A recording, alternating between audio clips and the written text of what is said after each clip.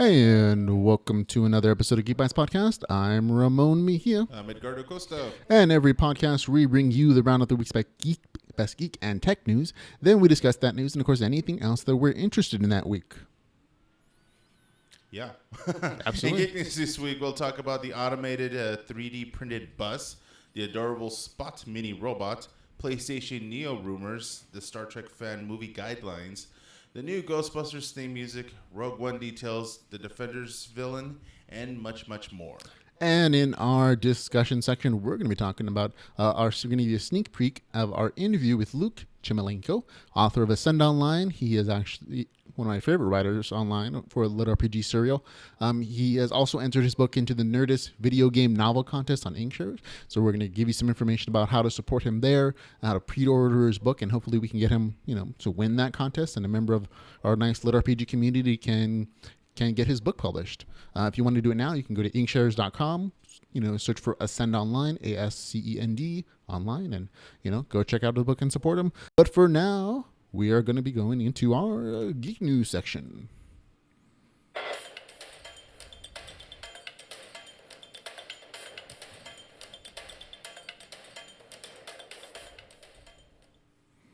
Right. We begin with Ollie, the 3D printed automated bus.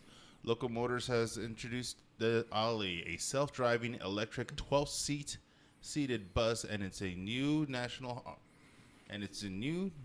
harbor location in Oxon Hill, Maryland, outside of Washington, D.C. Not only is Ollie built from 3D printed components, it also has the first vehicle to use the IBM Watson's cognitive learning platform. It'll actually learn about its passengers. The shuttle was designed by crowdsource contest winner Edgar Sarmiento, and will be offering rides to curious passersby all summer in D.C. Pilot programs in the other cities are in works too. Yeah, this is actually a really cool kind of program where a company 3D printed a bus from like a 3D printer. They put it together, motors, wheels, the whole shebang. And it also includes integration with IBM Smart Integrated System. So that system that has been challenging Go players is also going to be used in the real world to figure out people's habits, to talk to them and figure out what they want to do. And it'll take them where they want to go automatically. So this is a very cool test feature that's only in one place. I think it's pretty cool. I think it kind of foreshadows the way the transportation industry in general is going to go with automation, fully electric, solar-powered kind of vehicles. I know I always have to go through, obviously, the legalities before you just put anything on the street, especially if you're going to make it a commercial bus kind of thing, because I always wondered about that. Obviously, you can literally build the car from scratch, whatever motor parts and stuff, but once you, make it legal, at least for the United States, each car happen to have what's called a VIN number. So I wonder, how do you establish obtaining a VIN number for you created a bus from scratch?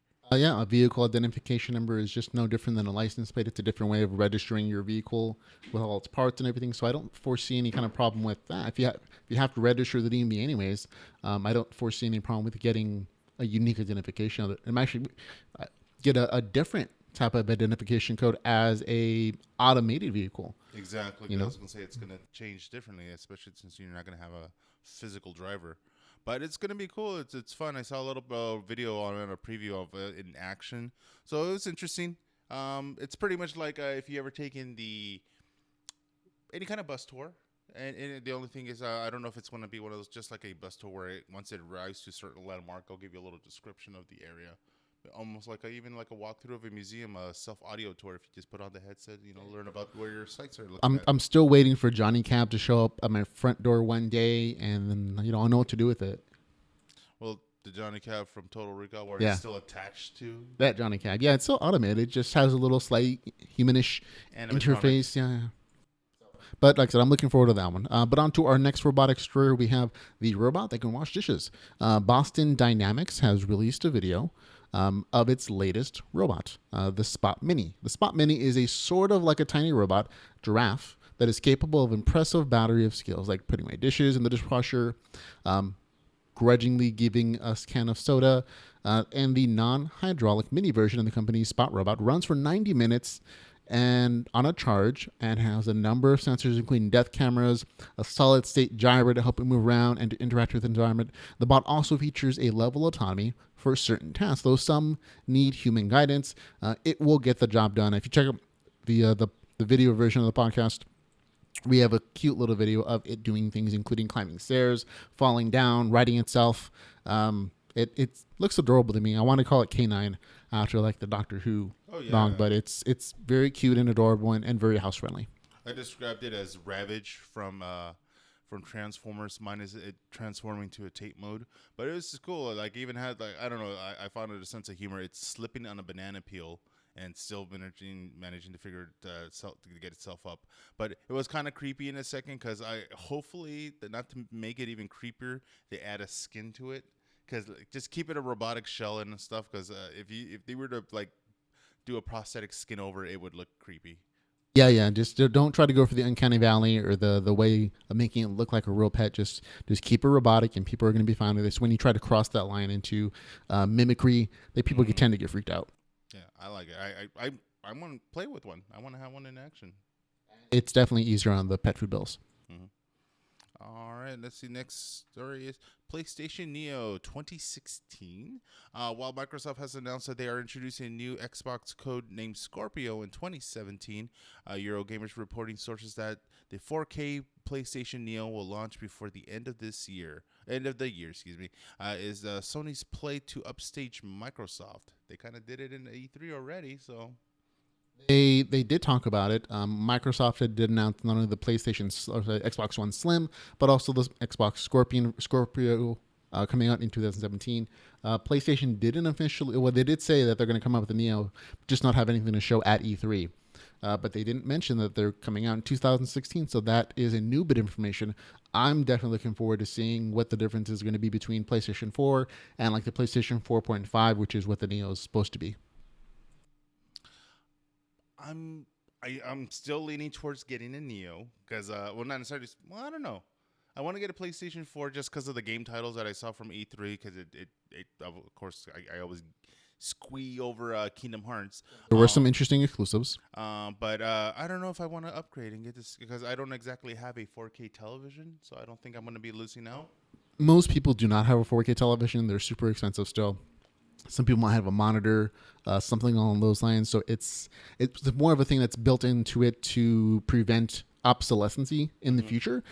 Like as 4K televisions drop, this thing will still be kind of useful. But it's more of a niche kind of thing, and most people probably aren't going to use it. But even on a regular HD television, it's still going to look super pretty. Hopefully, it's going to have better hardware, processing power, all that kind of good stuff, and you'll still notice a difference. Hopefully, and hopefully, just additional memory without having to actually take apart the console. I think it's going to be geared towards virtual reality, the same with the Xbox Scorpio. What has been touted to be more powerful for virtual reality specifically. I think the PlayStation Neo is also going to have those same kind of tweaks because, well, Sony's actually coming out with their own VR system. Well, obviously, we saw what happened, or what they showed off at E3. And obviously, as of that, they got a year from now to bust out some awesome games, and hopefully we'll get a hands on one of those consoles and the VR gear, give the games a little run for, and give you an honest opinion on how they are. Absolutely. Now, moving on to some entertainment news, we have some unfortunate news from the CW. The CW, according to the Mejia, reports that negotiations between the CW and Hulu for the next day streaming rights have broken down, unfortunately. That means that you will not be able to watch your favorite CW shows like The Flash and Arrow on Hulu anymore after this year's season. Unfortunately, I love watching Flash the next day on Hulu. It's one of my favorite places to catch it. But you are going to be able to watch your the whole season runs after they're done on Netflix still. So that's a plus. But it came down to about a money for Hulu wanted full streaming rights, but they were already given to Netflix, and they wanted to negotiate some money, and it didn't work out. Yeah, Netflix is pretty much the game, at least one of the games when it comes to getting the awesome shows on there. Don't get me wrong. As much as I like to see if I miss a show, like to see it the next day. Unless you have a cable or have a cable provider, then of course you just TiVo, recorded, whatever. But for a lot of us that don't want to be plugged in, as you like to say, cut the cable, if you will, to watch it the next day. There are some other ones that you can watch it. I think even CW probably has their own little thing on their. Yeah, no, there's still plenty of places where you can watch the CW shows. You can watch them on, I believe, CW is going to have a channel. They're going to put some of their stuff on CBS.com. They're in negotiations for a number of like next day streaming rates. It was just always convenient to have everything in one location on Hulu, and then that's the place you just look through every week, and you can have all your shows. And it felt more like almost like a collection service where you could go to check out your stuff, and you don't have to go, signing in and out of 5 different things from your computer, from your smart TV, from your app center, from whatever it does. It was just convenient, and I'm gonna miss that.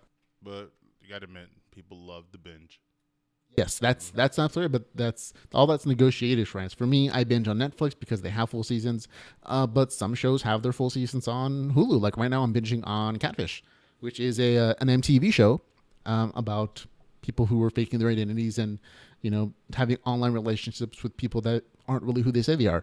And you have 5 seasons on Hulu, so you can binge there. It's all just a matter of negotiating those rights. Can't believe you watch Catfish. We just started watching Catfish, man, and my wife and I she just scream at the television. It's obviously not that person.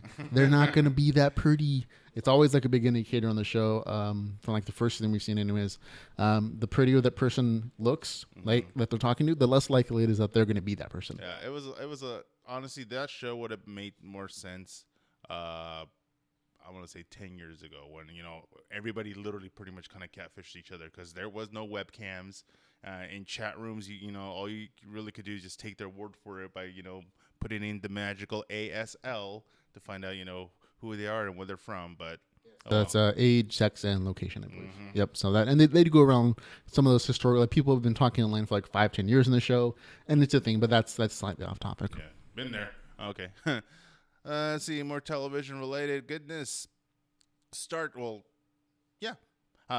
Trek fan film guidelines released. CBS has released their guidelines for Star Trek fan films, and they're pretty bad. Reading the guidelines, it's pretty clear that a lot of these rules are informed by the ongoing litigation about Axanar, a Star Trek fan film that raised over $1.2 million from crowdfunding.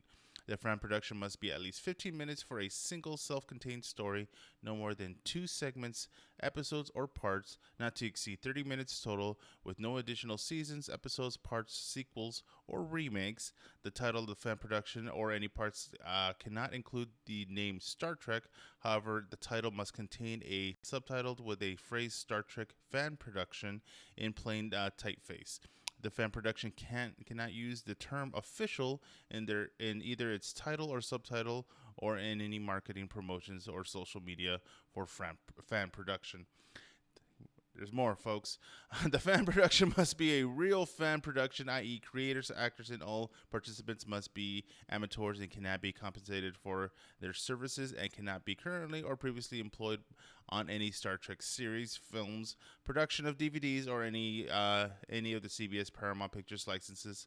The fan production must be non-commercial. CBS and Paramount Pictures do not object a limited fundraising for the creation of a fan production with their 1 or 2 segments and consists with these guidelines. So as long as the total amount does not exceed $50,000, including all platform fees, and when the $50,000 goal is reached, all fundraising must cease. The fan production must only be exhibited or distributed on a no-charge basis, shared via streaming services without generating revenue.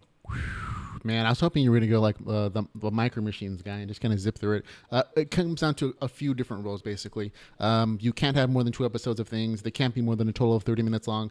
You can't raise more than $50,000 to make your stuff. Doesn't matter. That includes all your costs. And you can't make money off of it if you show it. You can show it for free, basically, as a fan, but you can't pay people to be in it. And you can't make money off of their intellectual property, basically. And again, this all revolves around a current lawsuit that Star Trek, CBS, and Paramount have with a fan production company who is making a fan film that's really big budgeted, $1.2 million, and they're employing former Star Trek employees who've worked on films and movies and television shows before, and so they're just really protective about the rights. And to me, this seems like such such a stab to the fans. Total. God, for fan movies, go all out. I've loved seeing those the Bat and the Son versus ones, or even if they were to do a TV show. There was another fan film that I think actually was getting some theater play. God, what was it? It was a He-Man based one called something of Grayskull. Oh, to be played in the theater, that was great. But to put so much restrictions, especially by fans for fans, like for real, is like, I understand, being an amateur as amateur could be, making your own little home movie version, your own little parody, if you will, on it. But come on, is like that to me shows me how much fan loyalty you have, that people are willing to do their versions. And I think it's a little kind of niche to the film companies too. It's like, hey, we love this, but I'm sorry if we do it better than you. Yeah, no, that's what it kind of comes down to, is that they're afraid somebody's going to make some fan film and it's going to hurt their intellectual property. And that's a valid concern. And in those cases, if they're not doing justice to your thing and you want them to stop, hey, at that point, then you step in. But to restrict such huge restrictions to these just fan productions, I think you're hurting your fan base more than you're protecting your intellectual property. And it's a balancing act they have to take. And I'm sure at some point, if the outcry is large enough, they're going to be changing these rules at some point. But for now, this is what it is. I feel like real quick is like, especially if you're the owner of the franchise, or at least a big distributor, and realizing, hey, these guys have a point. Let's go find out what they're about. Hell, add them on to a legit franchise. Put them on, even as like an intern, just as a writers or whatnot. Because hey, if they got the creativity, know-how, and ability that are doing it better than my current crew, hey, I'm sorry, but fans become professionals. And the Star Trek fans that are directing now were Star Trek fans in the past. J.J. Abrams was a Star Wars fan. There you go. From a young age, he made fan films, and this is what he's doing now. But if it wasn't for that ability to do so, you wouldn't have the same level of producers, because they take those into property they love and they make great productions, and that's how they cut their teeth. And if they can't do that, you might lose out on some talent in the future. No appreciation. No appreciation, that's right.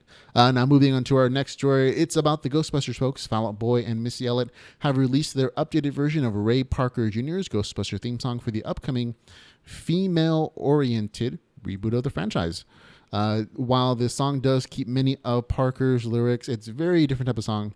It's faster, more upbeat, rock interpretation with the hip-hop breakdown. Now we're going to play a little bit for you. Not too much because, of course, intellectual property rights. So what do you think of the song, Edgar? I heard it honestly must be the age thing, because obviously we get older, different pace of music and whatnot.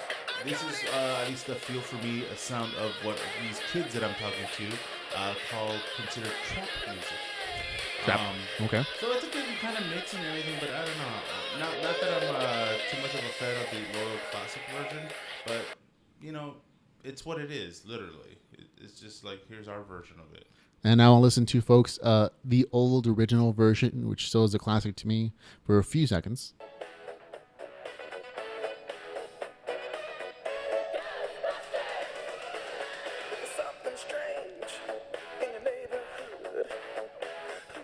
And the best part I like, of course, the music video, so it's all of its era, 80s cheesiness and everything. But that's what it was. It's what it is. It was fun, It's just like a jingle, just like it was catchy.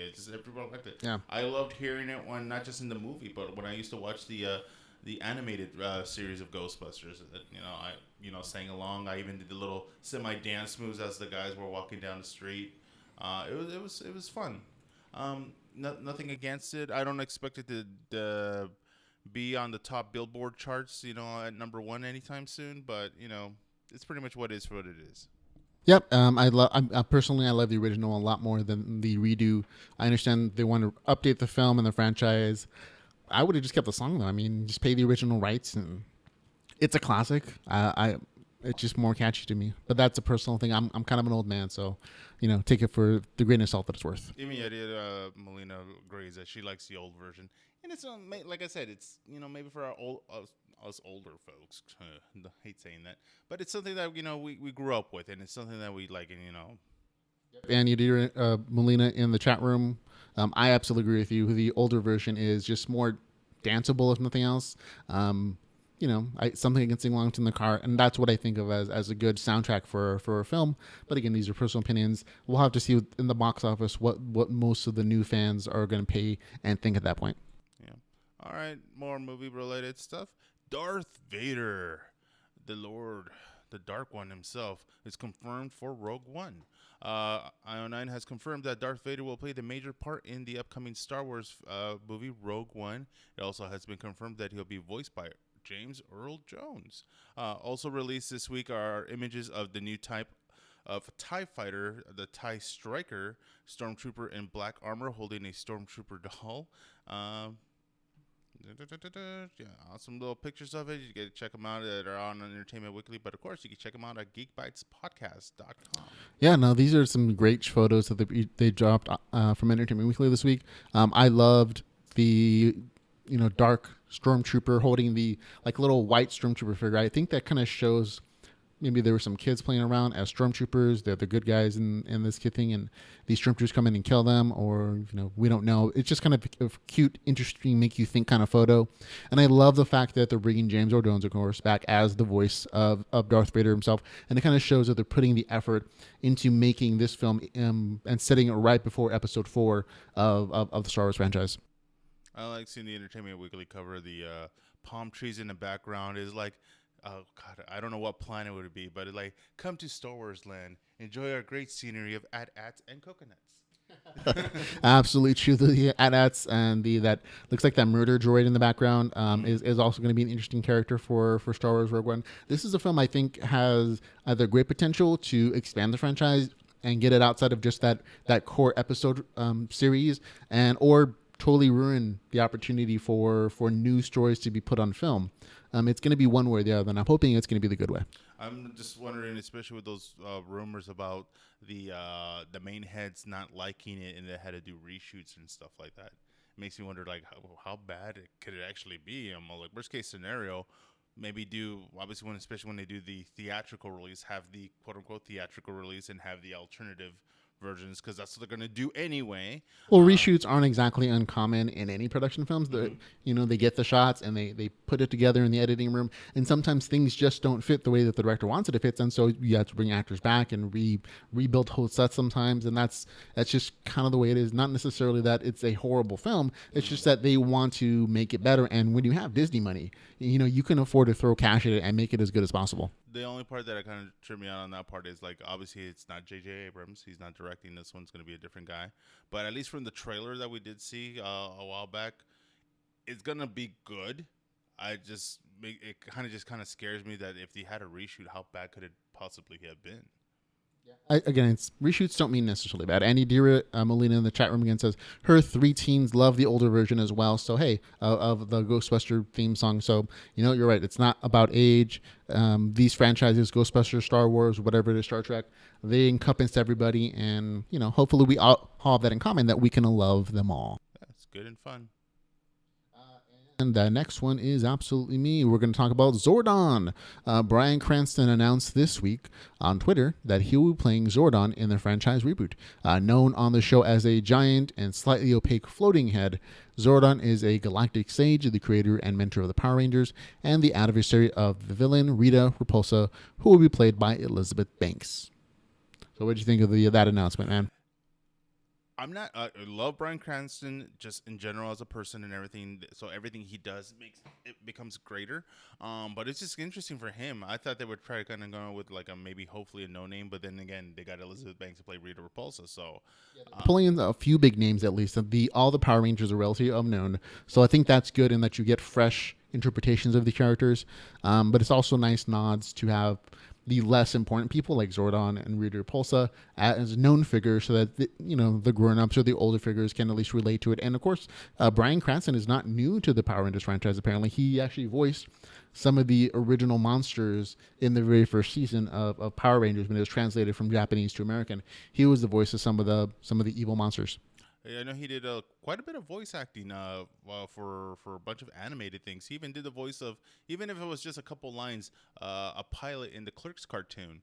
When you're a starting artist, actor, whatever work you can get, you get, and especially once you make a name for yourself, you kind of go fall back like, oh, he did that too. That's pretty cool. I just wondered, obviously, if you've seen the original Power Ranger movie, they eventually did show a full body version of Zordon. Kind of funky, though. He had like a weird robe, but he was, shaved head and whatnot. I see. Keep him in the glass. Don't ruin the classic image. He doesn't need to get out of this bubble.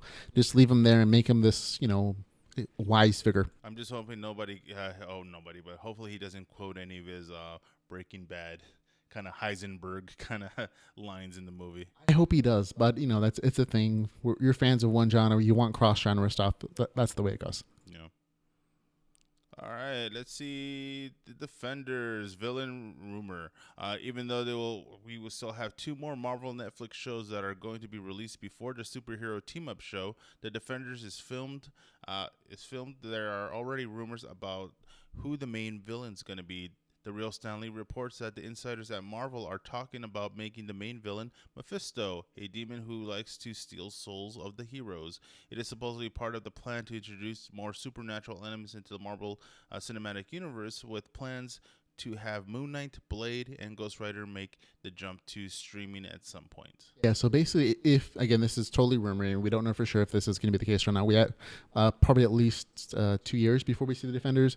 We have Jessica Jones Season 2 coming out. We have Power Man. You have Power Man coming out first. And then you have Luke Cage. Then Iron Fist. Yeah, the Iron Fist. So then at that point, once you have everybody recognized, then you get the Defenders. And so it's going to be a large class of villain. This is the idea of an overpowering villain like Mephisto kind of makes sense. He's the Temptress. He's a tempter. He's stealer of souls. He has that classic mysticism coming into it.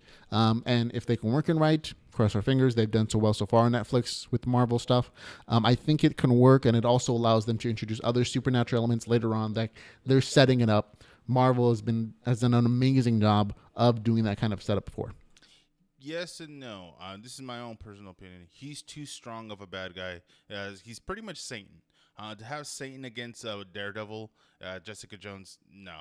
They already had quite a bit of hard time, especially with the purple guy for Jessica Jones, and just even the hand for Daredevil. So that kind of character, I definitely see him definitely have some kind of connection or relation to the Doctor Strange thing. But especially until you introduce the other characters with more supernatural powers themselves, of course, being like Ghost Rider, Mephisto is way too strong of a villain. I need some, especially because their level, there's this weird kind of tier level when it comes to superheroes. There's your street fighting kind of crowds like your Daredevils and whatnot, and then of course you got your power abilities, and then of course your astral projectile magic kind of things, and of course then there's your godlike galaxy kind of stuff. Yeah, so it might actually be the hint that Daredevil's doing. Remember, the hand is trying to summon some demon element. It might be like some sub-god from Mephisto's there, and he's like the end god that they show, like, oh, this is a character coming out for Doctor Strange or something that you see later on, or he's connected to like that movie coming out at some point. They might try to connect it that way as well. You never know. I would rather see, well, if you saw which version was it? Either way, it was horrible. Ghost Rider, when they introduced Blackheart kind of makes more sense instead of Mephisto. So if they're gonna bring a supernatural being with like somewhat demonic powers, go with Blackheart. Mephisto, Dormammu, those are like the big guns when it comes to like supernatural powers. Those are the guys that the Avengers would fight. No, those are the guys that like the class of hero, like those. You have the big guns fighting that kind of character. Yeah. You've seen all those characters fight like other Marvel superheroes like Spider-Man and Dormammu and Iron Man, and of course, so they don't necessarily have to have a magical bend to them to use. They could tone down Mephisto hypothetically, making him more of a tempter in the mortal plane. Maybe he's lost some of his powers coming to our plane, and he's trying to regain his strength by stealing the souls of specialty heroes like these little guys, and he's strutting out there, and then he's going to work his way up to bigger fish. You never know. Kind of like the Lucifer from the TV show on Fox, Lucifer. Yeah. They're connected, sort of. Mm. But that's gonna be it for our geek news section, folks. We appreciate you listening. If you like the podcast, and of course you want to help support us, you can always find out all the ways to do so at geekbytespodcast.com/support. Even if it's just telling your friends about the podcast, we appreciate the help and the assistance. But of course, you can always subscribe to us on iTunes, Stitcher, and on YouTube. Those are all ways you can also support us as well without donating money or anything of the kind. But we are going to move on to our discussion section.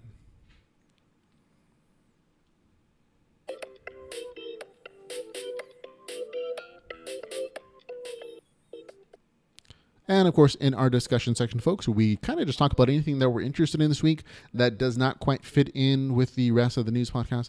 And this week, we're going to be talking about our interview with Luke Chmilenko, author of Ascend Online, one of my favorite stories that is set in a game world. Luke not only writes his story online, but he's also entered his novel into a contest on Inkshares, sponsored by the Nerdist and Geek and Sundry. Inkshares, for those of you who don't know, is a crowdfunding publishing service. Absolutely any author can submit their story, and as long as they reach their pre-order goals, Inkshare will provide all the services of a full publisher that includes editing, design work, digital and paper distribution, marketing, sales of movie and TV rights, the whole shebang. But for this contest, the top 3 novels in the contest with the most unique pre-orders by July 15th will get published even if they don't reach their pre-order goals. That's great. That's great news. You just have to have enough fans to support your work, basically. And at least one novel will also be included in the Nerdist Inkshare collection. Now, if I've read Ascend Online, I pre-ordered it on Inkshares to support the guy. I love it enough that I was happy to do so. So I encourage you to do so at inkshares.com. We're going to have all the links in the show notes to all that stuff. If you want to do it now, just pause here, go search for on inkshares.com, Ascend Online, and do supporting. Come back. We're going to be waiting for you, folks. And if you've never read the story, you can also find it on Royal Road, which is a collection of amateur stories. We'll have the link for that as well. But for now, enjoy the little sneak peek of the interview.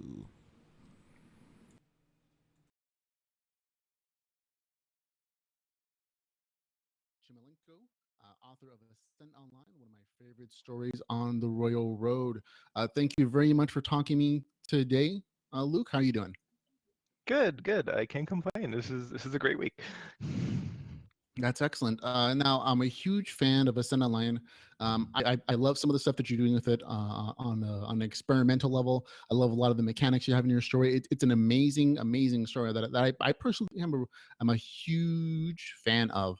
And I'm not alone in this. If I give me a chance to read you some of the comments of some of the things that people have said about your story, Ascend Online, it's Andy 8583 has said it's an awesome story. Bobanini has said it's effing amazing. Jberg1 says it's a great example of lit RPG, and the list really does go on. You have a really amazing story, I have to say, when the biggest complaint of the readers is that there's just not enough of it soon enough.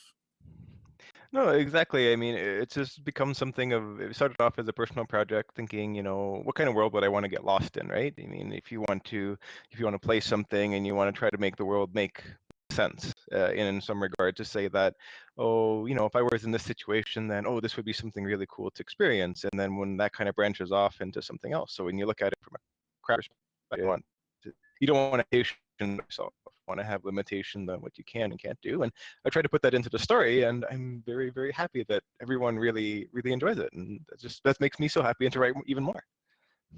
Yeah, absolutely. It's really just, I think, one of the chief things that people like about it the most, so that it your characters aren't overpowered. There's a sense of realism, I guess you could say, to a virtual reality story where everything doesn't go perfectly, yet the progression style is very reasonable. It's nothing too outrageous, and I think a lot of the things that people like about it is the sense of community within your story. You have not just one main character. I mean, you have a main character, but around whom you have a group of friends who are playing together essentially and dedicating their time and energy to this virtual world that seems very, very real. And I think that's a big draw for a lot of people. Oh, for sure. I mean, I'm sure all of us have our days and experiences where we may have sat together and played, Dungeon Dragons, EverQuest, maybe even Warcraft if you came into the genre newer. And there's rare people play these games in a vacuum, right? So you've had those late night experiences where you're eating your fifth bag of Doritos and you're ready to clear a dungeon for the first time that no one has ever done before. And you have a slapstick. You're sitting either on a microphone, you're yelling at each other, making fun, doing whatever it is that you do. And that's what you remember the most when you play these games. And I try to put that exact sort of feeling in as I'm writing, because I try to think about it and be like, oh, what have I heard said for? Because I mean, pass it on and people like it, then it feels very natural as you read it, and then they can reflect on their own experiences when they played, and then you get that good feeling and you want to keep reading. Yeah, absolutely. So is that where you draw some of your story and story ideas from, like your D&D experience, or are there other places as well? I've actually been all over the place. So both everywhere from Dungeons and Dragons up to EverQuest to Warcraft to all the other tiny MMOs in between.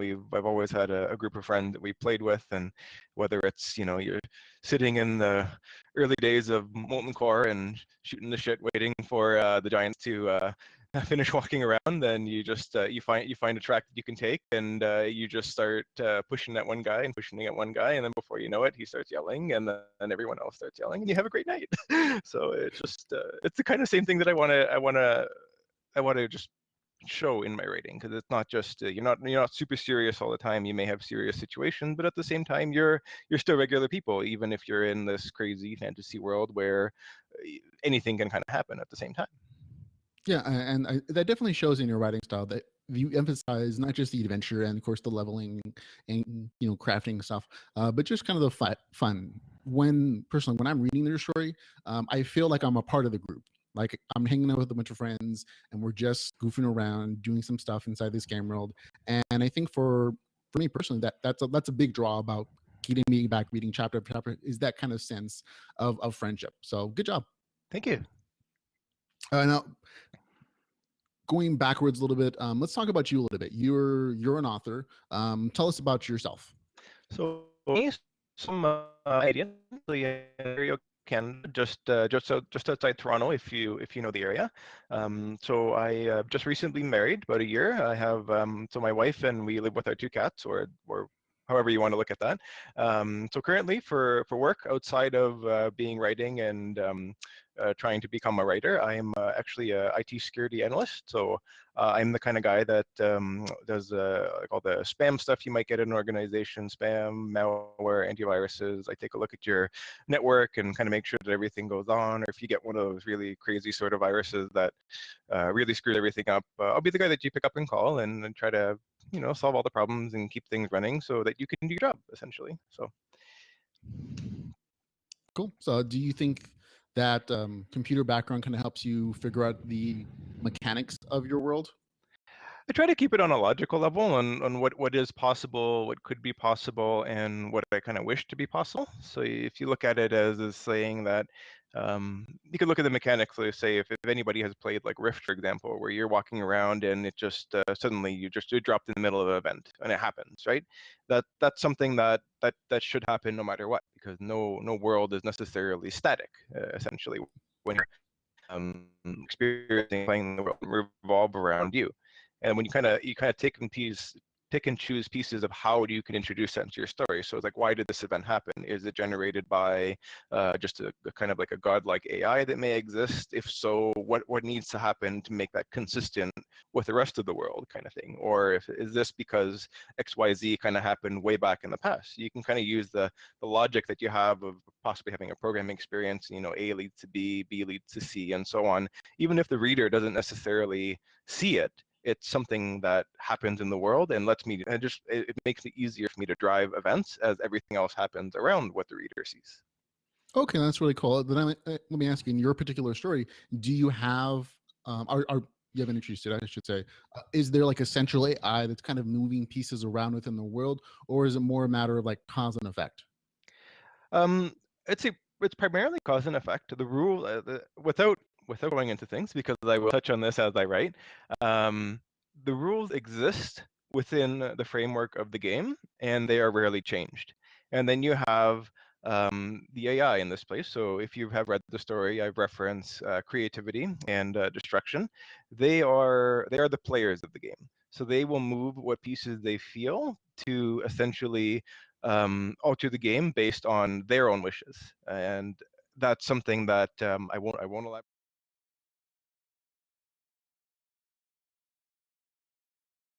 Talk about. Hey everyone, this is Ramon for Geek Bytes Podcast. I hope you enjoyed that lovely interview with Luke. That was gonna just a small teaser for that interview, but that's gonna be the end of the show, folks. Thank you very much for listening. For Geek Bytes Podcast, I'm Ramon Mejia, I'm Edgar Acosta. and don't forget, folks, to go geek out about something.